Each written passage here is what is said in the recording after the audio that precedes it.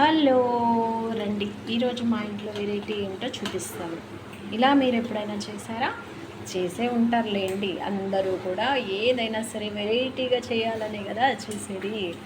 So నేనైతే ఏం చేశానంటే ఎగ్స్ ఫస్ట్ బాయిల్ చేసేసుకున్నాను. బాయిల్ చేసేసుకున్నాక అవి పక్కకు పెట్టేసి మంచిగా ఆనియన్, మన స్పైసెస్, లవంగా, ఇలాచీ, దాల్చిన చెక్క అన్నీ పచ్చిమిర్చి వేసేసి ఫ్రై చేసేసుకున్నాక అది తీసి మిక్సీలో వేసుకొని ఆ పేస్ట్లో కొన్ని జీడిపప్పులు వేసేసి మంచిగా గ్రైండ్ చేసేసుకున్న తర్వాత ఏం చేశానంటే మనం ఎగ్స్ బాయిల్ చేసుకున్నాం కదా, అదే ఫ్రై చేసుకున్న దాంట్లోనే ఎగ్స్ ఇది మన పేస్ట్ అంతా వేసేసి మంచిగా ఫ్రై అయిన తర్వాత వాటర్ వేసేసి ఎగ్స్ వేసేయడమే మన కర్రీ రెడీ.